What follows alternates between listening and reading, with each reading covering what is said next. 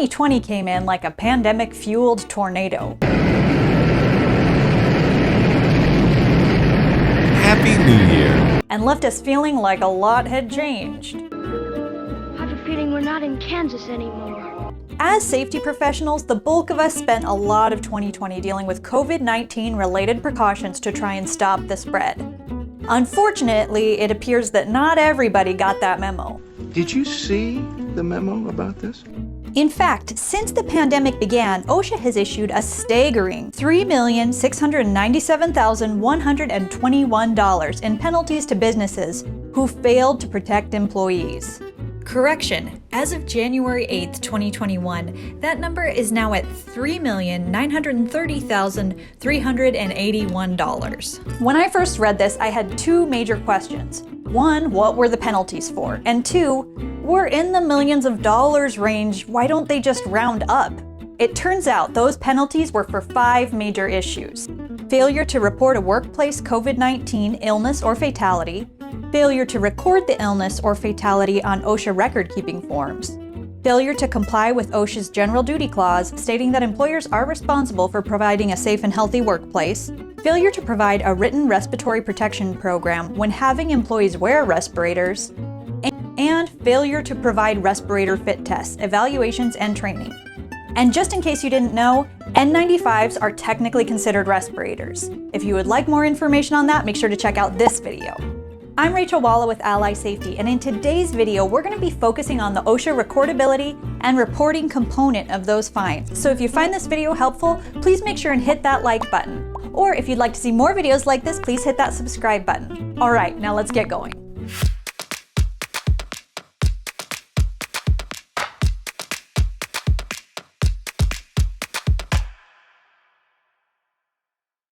For those of you who are subscribers, you may have seen the video I put out on COVID-19 OSHA recordability in May of last year. Back then, we were all pretty new to this pandemic thing, and most of us were still basking in the glow of wearing stretchy pants and working from home. When you are a man, sometimes you wear stretchy pants. On May 19th of 2020, OSHA issued revised enforcement guidance to help compliance officers and businesses understand the recording and reporting requirements for cases of COVID-19. The memo stated that under OSHA's record-keeping requirements, COVID-19 is a recordable illness, and employers must record the case if it meets these 3 criteria. 1. If the case is confirmed as COVID-19. Number 2. If the case is work-related as defined by OSHA, which means it's related to an exposure that took place in the work environment. And 3, if the case involves one or more of the general recording criteria from OSHA. Now, if you're anything like me, you probably are already thinking about how tedious and difficult it's going to be to determine work-relatedness during a pandemic that is literally affecting millions upon millions of Americans. But before you start typing out that resignation letter to escape that hassle, I've got some simple clarifications for you that are going to really make this easy. Answering those 3 questions is actually much more simple than it would seem. Question 1. The first question is an easy one. For a case to be a confirmed case of COVID-19, at least one respiratory specimen has to have tested positive for the SARS-CoV-2 virus that causes COVID-19. It doesn't get a lot simpler than that. Question 2. Was the case related to an exposure that took place in the work environment? In this section, we really are going to do the bulk of the work on figuring out if a case is work-related or not, so be prepared to devote just a little bit of time to this one. OSHA has acknowledged that because of how widespread the coronavirus is, employers may have a difficult time determining if the case is work-related. Do you think? They noted that employers, especially small employers, should not be expected to undertake extensive medical inquiries, given the employee privacy concerns and most employers' lack of expertise in this area. What is expected is that if you learn of an employee's illness with COVID-19, you take the following steps. Ask the employee how they believe they contracted the COVID-19 illness. While respecting employee privacy, discuss with the employee their work and out-of-work activities that may have led to the COVID-19 illness. And review the employee's work environment for potential COVID-19 exposure, and include any other instances of workers in that environment contracting COVID-19 as part of your review.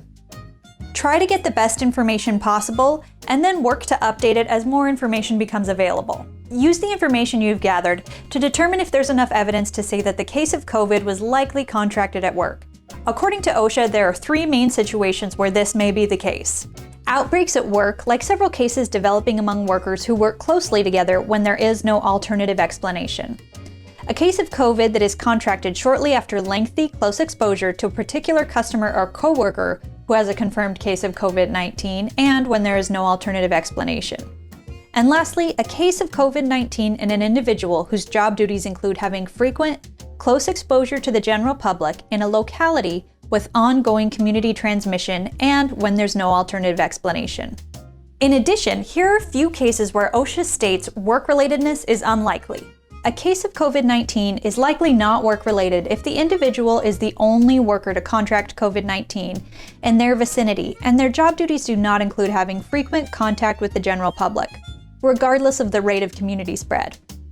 Also, a case of COVID-19 is likely not work-related if the individual outside the workplace closely and frequently associates with someone who has had COVID-19, is not a coworker, and exposes the employee during the period in which the individual is likely to be infectious. If you've put in a good effort at this point and can't make a determination whether the case was contracted in the workplace or at home, OSHA states that you do not need to record that COVID-19 illness. And now question 3. If you've gotten here because the first 2 questions indicated that the case is work-related, 3 is probably just going to enforce that. Question 3. Did the case result in lost workdays, medical treatment beyond first aid, or death? There are only 2 simple considerations we need to make here. First off is that any case of COVID-19 is going to require isolation until the employee is no longer infectious. So yes, it's going to result in days away from work. The second consideration is also from OSHA's recordability standard and says employers must consider a case to meet general record-keeping criteria if it involves a significant illness diagnosed by a physician or other licensed healthcare professional. COVID-19 is definitely going to fall under that significant illness category. So like I said, if you've gotten to question 3, it's most likely going to be on that OSHA 300 log. One thing to note, OSHA hasn't produced any additional guidance on how to count the days away from work. So make sure that you refer back to the OSHA recordability standard for that, which I will link in the description below. For the cases that are work-related, COVID-19 is a respiratory illness and should be coded as that on the OSHA Form 300. Also, because this is an illness, if an employee voluntarily requests that their name not be entered on the log, the employer must comply as specified under 29 CFR 1904.29. Now, what about recording those serious cases that require hospitalization or, in the worst case, a fatality? Well, we've got help there for you too. If you have objective evidence that the COVID-19 case was due to a workplace exposure, and that exposure led to an inpatient hospitalization, you need to report that issue to OSHA if the hospitalization occurs within 24 hours of the exposure at work.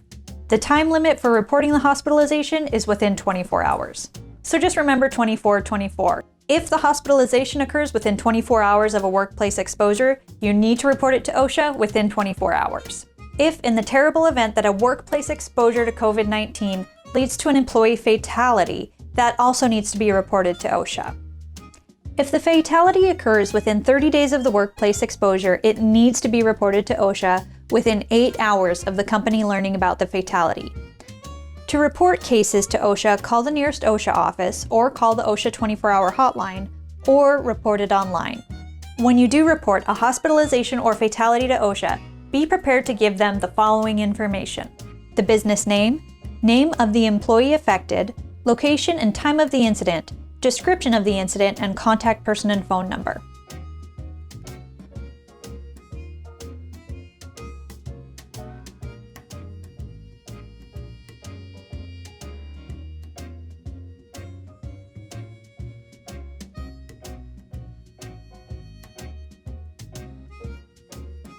I hope this video helps you to get clearer on the OSHA record-keeping and reporting requirements for COVID-19. If it did, please hit that like button. And if you'd like to see more videos like this, please hit that subscribe button. Also, make sure to leave a comment below. I appreciate your feedback and I do take it into consideration. Again, thank you so much for watching, and until the next time, I'll see you guys later.